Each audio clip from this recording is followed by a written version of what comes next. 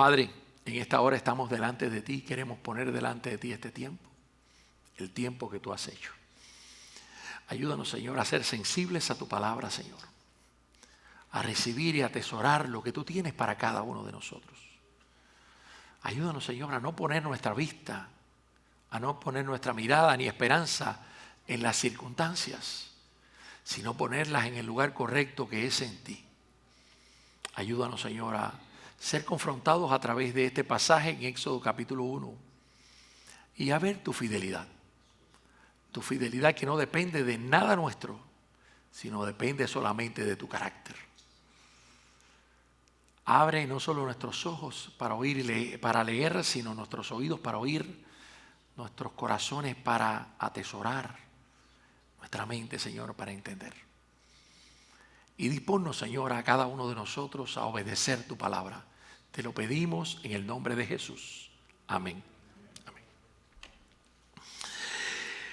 Los primeros versos de este capítulo se extienden por un periodo de casi 430 años. Interesante porque comienza hablando de una genealogía. ¿Cuántos de los que están aquí cuando comienzan a leer una genealogía en la Biblia tratan de brincar la página y buscan otra? ¿Ustedes no? Yo sí. Muchas veces leemos la genealogía y decimos, tanto nombre uno atrás del otro. ¿Cuál es el objetivo de esto? No, voy a lo siguiente que es más interesante, que es más edificante. Le voy a decir algo con respecto a la Escritura. Como dice la palabra, toda la Escritura es inspirada por Dios y útil para enseñar, para corregir, para instruir en justicia. Y el objetivo es que el hombre de Dios sea perfecto, enteramente preparado para toda buena obra. Ese es el objetivo de la palabra. Toda la palabra, hasta la genealogía, son importantes. Y lo importante de la genealogía es que la genealogía nos habla a nosotros no solo de tiempo. La genealogía nos habla a nosotros de propósitos y objetivos que Dios tiene con familias o con líneas determinadas. Y aquí esta genealogía, aunque cortica, 11 nombres nada más, y mencionan a José después, es la genealogía de los hijos de Jacob o de Israel. Y me habla de algo que va a formar después parte de una nación. Éxodo comienza la historia donde Génesis termina su historia. Hablando del papel importante y crucial que Israel va a tener en el plan eterno de Dios.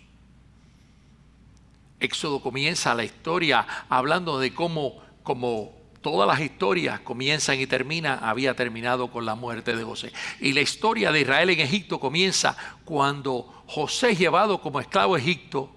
José es sometido a circunstancias. Acuérdense que vamos a hablar hoy de circunstancias. Las más difíciles que una persona puede ser sometido, esclavo, acusado falsamente, preso, sin ningún derecho. Y Dios, obrando detrás de eso, lo lleva a la máxima posición, solo debajo de Faraón. Pero en esas circunstancias Dios usa a José porque fue sensible y oyó lo que Dios le dijo. Y pudo interpretar el sueño de Faraón. Y pudo ser ubicado como hombre sabio al frente de todo aquello. Y pudo salvar no solo a Egipto, su familia y las naciones circundantes. Esa es la historia que precede a esta que vamos a hablar. Dios usó a José para salvar a Egipto y al mundo conocido en aquel momento del hambre más grande que habría, un hambre de 7 años sin cosecha. Y estamos hablando que Israel en Egipto estaba ¿cómo? ¿Cómo estaba Israel en Egipto ya? Esclavizado. Cuando José murió, se levantaron faraones que no conocían a José y Israel estaba esclavizado. No estuvieron esclavizados 430 años como muchas personas piensan, porque en una etapa inicial ellos fueron recibidos por el propio faraón, el que les dijo, oye, entren, busquen la tierra que ustedes quieran, habiten en ella, negocien y prosperen. Ellos fueron bien recibidos, era la familia de José quien había salvado todo Egipto. Pero pues ya por 280 y tantos años, 284, 85, ya estaban en una condición de esclavitud. ¿Cuál es la situación de un esclavo? ¿Alguien me puede decir cuáles son los derechos de un esclavo? Ninguno. ¿Cuál es el trabajo de un esclavo? El más duro que puede tener. ¿Cuál es la paga que recibe un esclavo? Absolutamente nada. ¿Cuáles son las condiciones en las cuales trabaja un esclavo? Las más malas que puede ocurrir. O sea, la situación de los israelitas, aparentemente desde el punto de vista humano, no era buena. Eran obligados a trabajar. Eran obligados a trabajar en cosas que ellos no querían, pero eran obligados a trabajar. Y ante esta circunstancia, lo lógico es que la persona que haga, uno se rebele. Bueno, el esclavo si se rebela, lo matan. Pero ante esta circunstancia, ¿hay gozo en el corazón de la persona? ¿Qué cosa hay? Amargura en el corazón de la persona. Hay tristeza en el corazón de la persona. Hay dolor en el corazón de la persona. Y es por eso que lo lógico es el lamento. Y por eso que muchas de las Biblias están subtituladas la aflicción, sentirse afligido. Todas esas cosas eran lo lógico. Sin embargo, me encanta, me puedes poner ahí atrás, el verso 7 del capítulo 1 del libro de Éxodo. El verso 7. No lo tiene. Perfecto, perdón. Búsquelo en su Biblia. Éxodo 1:7. Voy a leerlo. Alguien me corrige si me equivoco. Y los hijos de Israel sufrieron, murieron, decrecieron, fueron debilitados. ¿No? ¿Qué es lo que dice la Biblia de ustedes? No, es que me equivoqué. La Biblia dice diferente. ¿Qué dice la Biblia? Éxodo 1:7. ¿Qué ocurrió con ellos? Primero, fructificaron. ¿Sabe lo que significa fructificar? Fueron fructíferos. Se multiplicaron. Fueron aumentados, fortalecidos en extremo y se llenó de ellos la tierra. ¿Usted se imagina eso? Esa manito de cosas que podemos ver que ocurrieron en la vida de los hijos de Israel. Estamos hablando de esclavos, estamos hablando de gente que eran sometidos a trabajo, los cuales no querían. Estamos hablando de gente que no tenía la mejor alimentación. Estamos hablando de gente que estaba en el lugar no para ser servido, sino para servir a los demás. ¿Y qué es lo que usted ve? ¿Qué usted ve? Bendición. ¿Quién puede hacer que una persona fructifique en medio de la aflicción que ellos están pasando? ¿Quién puede hacer? Dios. ¿Quién puede hacer que ellos se multipliquen en la circunstancia en la cual estaban? Dios. ¿Quién puede hacer que ellos aumenten? ¿Quién? Dios. ¿Quién puede hacer que ellos se fortalezcan en extremo? Mala alimentación y mucho trabajo y que usted sea fortalecido. ¿Quién puede hacer eso? Dios. ¿Quién puede hacer que ellos puedan llenar toda la tierra? Dios. Entonces, ¿por qué nuestras Biblias cuando hablan de ese tema y nos dicen el sufrimiento de Israel, el de Israel? Tenemos que cambiar la perspectiva y ver que Dios está con nosotros aún en las situaciones más difíciles que podamos estar pasando. Entonces yo no veo a un Israel, aún cuando está en medio de la esclavitud, no veo un Israel destruido. Veo un Israel que no ve la obra que Dios está haciendo en medio de ellos. Me encanta, se llenó de ellos la tierra. Se llenó de ellos la tierra. Así habitó Israel en la tierra de Egipto, en la tierra de Gosén, dice Génesis 47:27. Y tomaron posesión de ella y se aumentaron y se multiplicaron en gran manera. Ellos ciertamente se multiplicaron al pasar las generaciones. Así se llenó de ellos la tierra. Me encanta lo que la Biblia dice. Nosotros los hombres vemos las cosas difíciles y siempre estamos poniendo la vista en las cosas que son a veces impedimentos. Pero Dios tiene una perspectiva más grande. Dios tiene una perspectiva eterna. Él ve el panorama y Él dice: Israel, a ti es necesario estar en Egipto. Egipto, lejos de ser el lugar de destrucción, fue el lugar en el cual Dios los formó como nación. Entraron casi 70 en estos momentos. En el comienzo de este capítulo eran casi 3 millones. ¿Cómo es que Dios estaba cumpliendo las promesas? Porque Él es fiel a sus promesas. Él le dijo a Abraham allá en Ur de los Caldeos: sal de tu tierra, de tu parentela, a la tierra que yo te daré. Yo te prosperé, yo haré de ti una gran nación. Dios le dijo a Abraham, mira, cuenta las estrellas del cielo. Si puedes contarlas, así va a ser tu descendencia. Abraham no pudo ver eso. 2 hijos nada más, Ismael e Isaac. Jacob no pudo ver eso. Jacob pudo ver 70 de sus descendientes.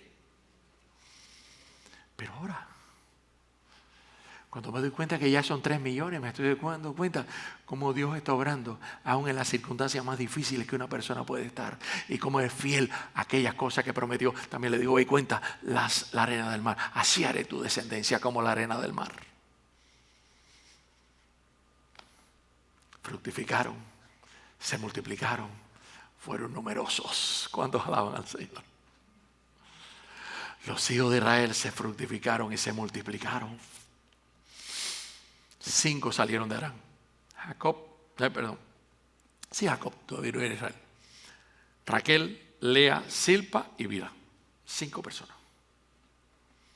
Pero bendecidos por Dios, la familia de Israel creció rápidamente en esos años que tuvieron en Egipto. ¿Cuántos le damos la gloria a Dios? Yo no sé qué circunstancia, qué problema estás experimentando en estos momentos, pero quiero decirte algo, hermano. Quizás estás pasando momentos en los cuales quizás tú te sientes como en el desierto. Comienza a mirar a Dios y no mires más el desierto. El desierto parece árido. Este mismo Israel, unos años después, Dios manda la nube para que los proteja por el día, para que no les dañe. Dios le manda el fuego cada noche para que los caliente del frío del desierto. Dios le da el maná para que los recojan cada día, sin que se preocupe por el día de mañana. No recoja 2 veces. Alguien cometió el error de tratar de guardar un poquito más, no va a ser que no hubiera, y se le corrompió. Salvo un día que era el que podían coger 2. Pero ellos seguían lamentándose porque muchas veces ponemos la vista en Egipto, ponemos la vista en el desierto, cuando la vista hay que ponerla en el Dios eterno, que nos da victoria en cualquier circunstancia.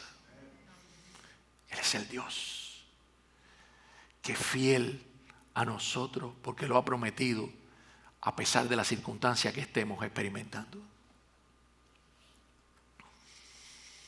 Fíjense cómo Dios estaba con ellos, que hasta los enemigos. ¿Saben que cuando el pueblo de Dios es fiel a Dios, no importa lo que los hombres nos puedan tratar de hacer?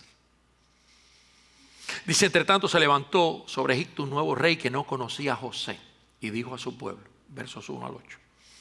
He aquí el pueblo de los hijos de Israel es mayor y más fuerte que nosotros. Ahora pues seamos sabios para con él, para que no se multiplique. Y acontezca que viniendo guerra, él también se una a nuestros enemigos y pelee contra nosotros y se vaya de la tierra. Entonces pusieron sobre ellos comisarios de tributo que los molestasen con sus cargas y edificaron para Faraón las ciudades de almacenaje, Pitón y Rameses. Hay una creencia muchas veces, incluso muchas veces predicada por muchos predicadores, valga la redundancia, es que los israelitas construyeron las pirámides. Error histórico. Las pirámides fueron construidas en periodos anteriores de la historia egipcia y los israelitas fueron parte del tiempo egipcio en el final de ese imperio. Pero interesante porque los egipcios fueron uno de los imperios más fuertes. Dominó por muchos años, muchos años. Llegaron a conquistar, años recientes a esto que está ocurriendo aquí, habían conquistado el sur. Habían conquistado el reino de Etiopía, que era muy fuerte. Pero habían conquistado todo el norte de África y parte del Medio Oriente. En ocasiones tuvieron control sobre ellos y algunos escaramuzas que a veces hicieron en el área europea.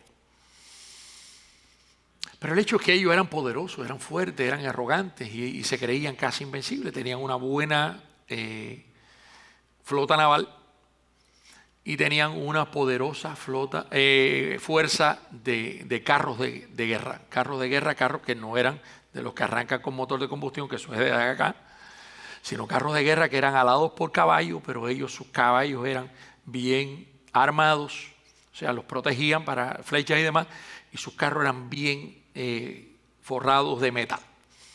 Eso los ayudó a tener el dominio por muchos, muchos años. Sin embargo, cuando Dios está con nosotros, aún nuestros enemigos nos tienen temor. ¿Cuántos dicen amén? Dice la Biblia aquí, el pueblo de los hijos de Israel interpretó el faraón. Entre tanto se levantó sobre Egipto un nuevo rey que no conocía a José y dijo al pueblo: he aquí que los hijos de Israel, el pueblo de los hijos de Israel es mayor y más fuerte que nosotros. Ahora pues seamos sabios para con él, para que no se multiplique y acontezca que viniendo guerra él también se una a nuestros enemigos y pelee contra nosotros y se vaya de la tierra. Esos antiguos egipcios, famosos por la arrogancia, famosos porque eran crueles y discriminaban a los demás, comenzaron a tener ¿qué cosa con respecto a los israelitas? ¿Qué dice la Biblia usted? ¿Comenzaron a tener qué? Temor. ¿Cómo la mayoría dominante va a tener temor de una minoría subordinada que no tenía armas? Piense acerca de esto. Quizás sea el mismo temor que tuvieron los césares de un grupo de personas que comenzaron a cambiar el mundo a través solo de la predicación del evangelio. Estamos hablando de los cristianos, que provocó la gran persecución. Muchas persecuciones hubo de los césares contra los cristianos. ¿Sabe que muchas veces cuando los cristianos eran llevados a las arenas del Coliseo romano para ser asesinados delante de todo el mundo, llevaban familias como esta familia que está aquí y los obligaban a negar la fe? Nieguen la fe o van a morir. Nieguen la fe o vamos a soltar los leones para que los despedacen. Y cuando esa familia se abrazaban y oraban y cantaban himnos al Señor y agradecían a Dios por la oportunidad y eran despedazados, la multitud que estaba allí estaba viendo. ¿Y sabe lo que provocó aquello? En vez de lograr el rechazo hacia ellos, muchos eran atraídos. Dice: yo quiero tener ese mismo tipo de fe.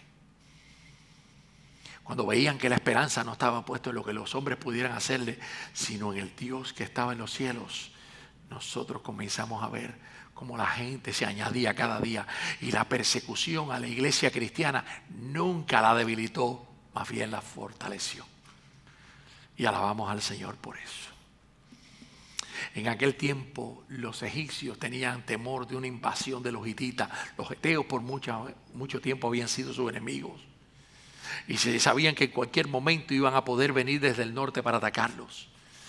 Y comenzaron a ver: oye, si estos hebreos se unen a esos heteos, entonces la seguridad interna de nosotros va a colapsar. ¿Qué cosa más triste? Pero ellos comenzaron a poner sobre ellos comisarios de tributo. Comenzaron a poner por ellos el IRS, pero multiplicado por 10. Venían sobre ellos para, más tributos, más trabajo, menos beneficio. Todo eso les venía un día tras otro. Más carga de trabajo. Y tuvieron, dice la Biblia, que edificar las ciudades de almacenaje. Interesante, porque aprendieron de la historia. ¿Cuántos de nosotros muchas veces no aprendemos de la historia y cometemos los mismos errores? Años atrás, Dios los había librado a través de José y se habían dado cuenta de que había que aprovechar los momentos buenos y almacenar para los momentos malos. Bueno, de esa historia ellos aprendieron y comenzaron a hacer ciudades de almacenaje. Dice la Biblia, le llaman Pitón y Ramesés a esas dos ciudades. Ciudades solamente dedicadas a conservar el grano por mucho tiempo. No vaya a ser que viniera otra hambre. Pero en medio de aquella situación en la cual aumenta la opresión sobre los israelitas, dice la Biblia que Israel, ¿qué estaba ocurriendo con él? ¿Se debilitaba? ¿Decrecía? Versos 12 al 14. Pero cuanto más los oprimían, tanto más se multiplicaban y crecían. Y por eso le dije que se me parecía mucho este Israel a la iglesia cristiana. Mientras más los césares perseguían y mataban a los cristianos. ¿Sabe que la mayoría de los cristianos en el mundo antiguo, en esos primeros siglos, muchos de ellos murieron de forma violenta? Algunos los metían en aceite hirviendo, algunos los empalaban cabeza abajo, otros los crucificaban. Bueno, muchos los mataron de muchas formas, los llevaban al deso romano. En un momento determinado se le daba premio a cualquier persona que matara a un cristiano, o sea que recibía mayor salario. Qué cosa más interesante. Y lejos de evitar la iglesia, la fortalecía cada día más. Y más y más gente venía al Señor. ¿Cuántos alaban al Señor? Dice la Biblia, pero cuantos más los oprimían, más se multiplicaban. No porque fueran masoquistas, es porque la mano de Dios estaba con ellos. ¿Saben qué? Los israelitas muchas veces ni se dieron cuenta de esto. Ellos no vieron lo que estaba pasando y lo único que hacían era lamentarse. ¡Ay Dios, ten misericordia de nosotros! ¡Sácanos de esta situación! ¡Ay Dios, por qué nos tienes así! Y no veían el actuar de Dios detrás de todo aquello. Cuanto más se multiplicaban y crecían. Y dice, de manera que los egipcios temían a los hijos de Israel. Ya ahora sí llegó un temor general. Más los oprimieron, más crecían, más se fortalecían. Y hasta los enemigos comenzaron a tener miedo. Los enemigos comenzaron a decir, oh, ahora sí estamos en peligro. Y los egipcios, dice la Biblia, hicieron servir a los hijos de Israel, dice, con dureza. Y amargaron su vida con dura servidumbre. Qué cosa más triste, que lo que estaban provocando era amargura en los israelitas. Los israelitas no estaban viendo la mano de Dios. Todavía no reconocían ni veían. ¿Cuántas veces las pruebas que pasamos en la vida nos llevan al momento en el cual aún no lo percibimos, pero Dios está con nosotros? Dios está con nosotros para fortalecernos. Dios está con nosotros para darnos el ánimo en los momentos en que más desanimados estamos. Dios está con nosotros para ayudarnos. Dios está con nosotros para proveernos del pan necesario. ¿O cree usted que Dios es mentiroso? Dios es fiel a su palabra. Y Dios es fiel a su promesa. Y los leoncillos necesitan y tienen hambre, pero los que buscan a Jehová no tendrán falta de ningún bien. Yo sé que Dios está conmigo. En estos días me tocó ministrar a esos pastores de Oriente. Me ha tocado y pasarle algunos mensajes a los pastores de Oriente. Y hablar con algunos de ellos. Y decirles, sé que el momento es difícil, pero hay que seguir mirando a Dios que está con nosotros. Sé que la situación es difícil. Sé que aparentemente no hay aparente solución, pero en el Señor siempre hay solución. Los egipcios, dice, hicieron servir a los hijos de Israel con dureza y amargaron la vida con dura servidumbre en hacer barro y ladrillo y en toda labor del campo y en todo su servicio al cual los obligaban con rigor. O sea, en una palabra, los judíos eran obligados a hacer de todo. Materiales de construcción y construir. Sembrar y atender las labores del campo, que todo el mundo sabe aquí que las labores del campo son duras. Las labores del campo y la construcción, sí, toda la vida han sido las cosas más difíciles. Y ellos eran obligados, y todo servicio. O sea, ellos se ocupaban de todo. Pero ¿saben qué? Ese era el propósito de Dios para Israel durante su estadía en Egipto. El tiempo que estuvieron en Egipto, Dios tenía un propósito. Egipto no fue un error. Egipto era el plan de Dios. Hay veces en la vida nosotros estamos pasando por estaciones que son como el Egipto. Son como el Egipto que nos está preparando. Y nos está preparando para algo mayor. Y es lo que Dios estaba haciendo con Israel en Egipto. Dios estaba preparándolo para un plan mayor.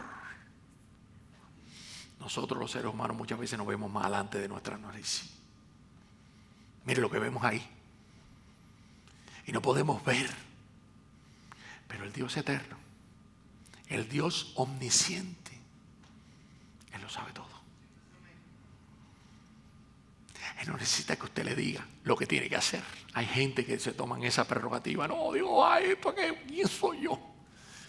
¿Quién soy yo? Él lo sabe todo. Él tiene el tablero delante de Él. Y lo más lindo es que Él nos use. Mire, un peón en manos de Dios. ¿Sabe lo que es un peón? En el ajedrez es el elemento que menos vale. Es el que va adelante.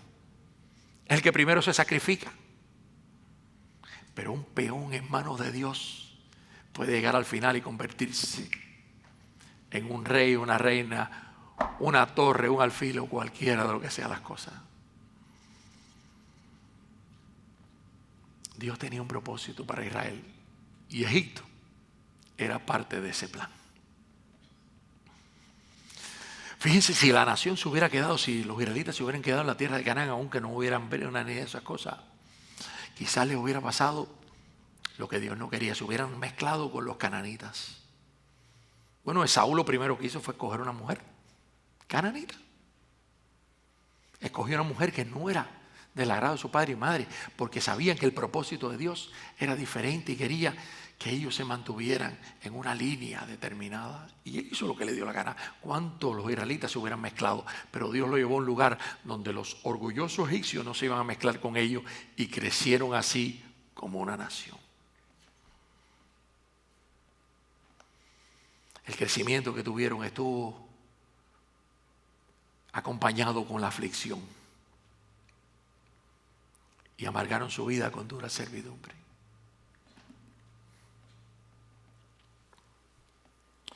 Cuando yo leo esto y leo lo que el faraón trató de hacer a los egipcios, a los israelitas, me acuerdo de las palabras del profeta Isaías en el capítulo 54, verso 17, cuando dice: ninguna arma forjada contra ti prosperará.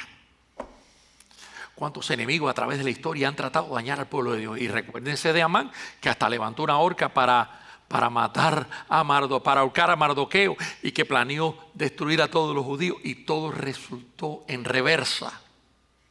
Porque ninguna arma forjada contra ti prosperará. Hijo de Dios, ninguna arma forjada contra ti prosperará.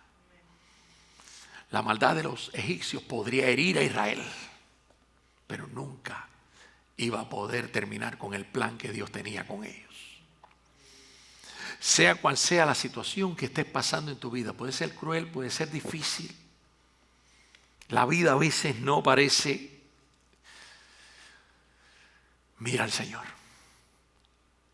y mira lo que Dios está haciendo. Los israelitas estaban viendo los problemas y no estaban viendo lo que Dios estaba haciendo. Dios los estaba multiplicando. Dios los estaba fortaleciendo. Dios estaba haciendo que fueran más numerosos. Dios estaba llenando de ellos toda la tierra. Y el enemigo no se queda quieto. La historia aquí me cuenta la historia de unas parteras. El faraón, el rey egipcio, se planeó algo nocivo. Y es lo que históricamente ha ocurrido. Satanás siempre ha tratado de destruir o estorbar lo que Dios quiere hacer con su pueblo. Desde que Génesis, el Señor le anunció que Él iba a morder el talón del hijo de la mujer. Pero dice la Escritura que Él iba a aplastar la cabeza. Él ha tenido un odio visceral por el pueblo de Dios y ha tratado de destruir.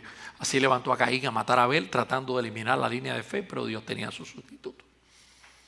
Así nosotros vamos a ver que vez tras vez Él va a levantar gente para tratar de destruir, como el propio Amán es parte de ese mismo proceso. Pero hay que aprender, hermanos, que Faraón también es parte de ese mismo proceso, con ese odio visceral por el cristianismo, como los Césares a la iglesia primitiva y muchos demás. Y ahora él se propone destruir a Israel. Y habló el rey de Egipto a las parteras de las hebreas, una de las cuales se llama Cifra y la otra Fua, y les dijo: cuando existáis a las hebreas en sus partos y veáis el sexo, si es hijo, matadlo, y si es hija, entonces viva. Qué cosa más triste. Cifra y Fua, dos nombres raros, semíticos, o sea, de origen hebreo, cuyo rey ahora le dice: usted tiene que matar a los varones. El contradecir una orden del rey, ¿qué significaba? Fíjense que los egipcios consideraban a Faraón un dios. O sea, hay que matarte. Pero estas mujeres se vieron en una disyuntiva, como muchas veces nosotros nos vamos a encontrar en una disyuntiva. Estas mujeres se encuentran en la misma disyuntiva que muchas veces, o el cruce de camino, en las cuales nosotros tenemos que tomar decisiones. Y me lleva a Hechos capítulo 4, verso 9, donde Pedro les tiene que declarar a los que querían que no predicara el evangelio, y Pedro le dijo: juzgad si esto es justo delante de Dios, obedecer a vosotros antes que a Dios. Pero estas mujeres, dice la Biblia que tuvieron temor de Dios, Pero las parteras temieron a Dios. Ellas probablemente temieran a Faraón, temieran todo lo que el Faraón les podía hacer, incluso las podía matar, pero temieron más a Dios. Temieron todavía mucho más a Dios. Y tuvieron temor de Dios al punto de decirle: Señor, yo sé que nos exigieron esto, pero nosotros no podemos hacer esto. Y dejaron a los niños vivir. Preservaron la vida a los niños. Actuaron bajo el mismo principio que esos apóstoles en Hechos 4:19. Es necesario obedecer a Dios antes que a los hombres. ¿Qué ocurrió como resultado? Lo que siempre va a ocurrir cuando usted obedece a Dios. Faraón pudo haberlas matado, pero no lo hizo. ¿Saben por qué? Porque aún las parteras estaban en manos de Dios. Israel no se daba cuenta de lo que estaba ocurriendo, pero Dios siempre ha estado obrando. Y Dios siempre ha estado actuando. Y Dios siempre ha estado cuidando a su pueblo. Y Dios puso temor en el corazón de estas mujeres. Y estas mujeres escogieron temer a Dios antes que a los hombres. El rey de Egipto hizo llamar a las parteras: vengan acá. ¿Por qué habéis hecho esto? Que habéis preservado la vida de los niños. Y las parteras respondieron a Faraón: porque las mujeres hebreas no son como las egipcias, pues son robustas y dan a luz antes que la partera venga. Y Dios hizo bien a las parteras y el pueblo se multiplicó y se fortaleció en gran manera. O sea, mira, Faraón quería matarlo y Dios seguía, ¿qué? Multiplicando y ¿qué? Y fortaleciendo en gran manera. Y por haber las parteras temido a Dios, Él prosperó su familia. Entonces Faraón mandó a todo el pueblo diciendo: echad al río a todo hijo que nazca y a toda hija preservad la vida. Estas mujeres usaron un artilugio, una mentira. Y en estos momentos es una de las cosas que a veces, pero Dios no lo jugó en función de lo que ellos trataron de decir, justificar. Dios la jugó en función de la intención de su corazón. Ellas temieron a Dios, dice la Biblia. Ellas temieron a Dios. Hay una ley más sagrada y más grande. El faraón ordenó matar. ¿Y cuál es la ley de Dios? ¿No qué? No matarás. Ellas escogieron. Ellas se vieron en el eso, bueno, obedecemos al faraón y nos convertimos en asesinas. Obedecemos a Dios y nos convertimos en sus siervas. Bueno, ellas escogieron obedecer. Y dice la Biblia: Dios hizo bien a las parteras. Dios hizo bien a las parteras. Y el pueblo se multiplicó y se fortaleció en gran manera. Fíjense los resultados. Dios bendijo. Mientras más persecución, mientras más opresión. ¿Cuántos de ustedes tienen hijos? Imagínense una condición de esclavitud. Sometido usted, hermana, usted, hermano, y su esposa o esposo en el caso. Imagínense que usted está sometido a una esclavitud de este tipo. Trabajo forzado, en el campo donde sea. Carga todos los días, mala alimentación y todas esas cosas. ¿Cuántos considerarían tener más hijos? Levante la mano. ¿Quién de ustedes consideraría tener otro más? Dios. Dios estaba permitiendo que tuvieran más, y tuvieran más, y tuvieran más, y se multiplicaran, y se fortalecieran los hijos de Israel. ¿Saben qué? Dios se hace cargo de que su plan se cumpla, hermano. Faraón quería menos, y Dios decía, más. Faraón menos, y Dios dice más. ¿Quién triunfó? ¿Quién triunfó? Dios. Faraón quería debilitarlos con el trabajo y las cosas, y Dios hacía que ¿qué? Que se fortalecieran. Quítele comida, quítele esto, quítele otro, pero Dios está. Cada faraón quería que se detuvieran, pero Dios dijo, es tiempo de que ustedes se vayan. Si la batalla fuera entre Faraón y el pueblo de Israel, si la batalla fuera carnal, humana, ¿quién ganaba? ¿Faraón y su ejército o el pueblo de Israel?